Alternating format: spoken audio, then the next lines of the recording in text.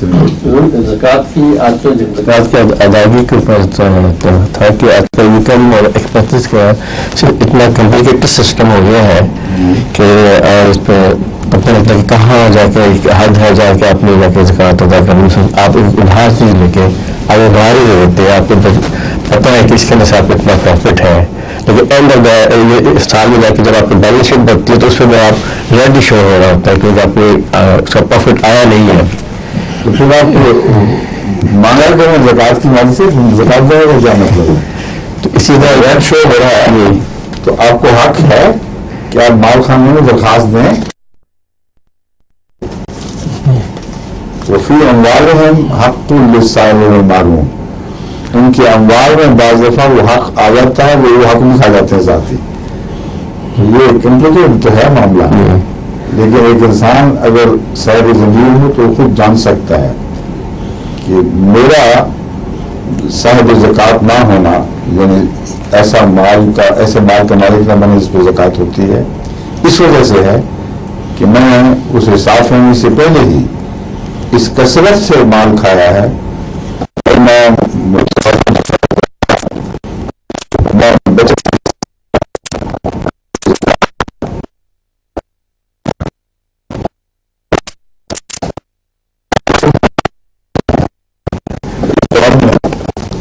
زکوٰۃ کے مسائل پر اثرنا اور کرنا ہوگا. ٹیکسز ہیں بے شمار, زکوٰۃ میں وہ مسائل بھی داخل ہیں جو ٹیکسوں سے تعلق رکھتے ہیں. حکومتیں غریبوں کے نام پر جو سوشل سروسز کرتی ہیں, زکوٰۃ میں وہ مسائل داخل ہیں. دفاع کا نظام بھی داخل ہے زکوٰۃ کے اندر, اور بہت سے ایسے کام ہیں. اس لیے کس حد تک زکوٰۃ ٹیکسوں میں ادا ہو رہی ہے, کس حد تک باقی ہے, یہ تو بہت الجھنے والے معاملات ہیں. جب تک کسی طرح کی کوئی ایسی اسلامی حکومت نہ ہو جو خالصتاً تقویٰ پر مبنی حکومت قائم کر رہی ہو, اس وقت تک یہ مسائل حل نہیں ہوں گے.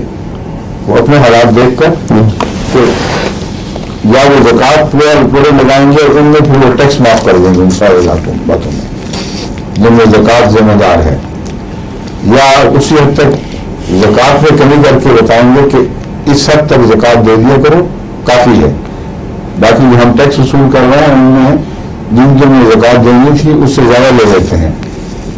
تو یہ افہام تفہیم بااختیار لوگوں کے قبضے میں ہے, ہم اور آپ نہیں کر سکتے. یہ سب فضی باتیں ہوں گی. کسی ملک کی بااختیار حکومت ہی مجاز ہے کہ وہ ان باتوں کو فیصلہ کرے اور جانبداری سے علماء کو بٹھا کر اور اپنے ماہرین میں مالیات کو بٹھا کر افہام تفہیم سے فیصلہ کریں کہ اس وقت زکوٰۃ کی یہاں کیا شکل بنتی ہے.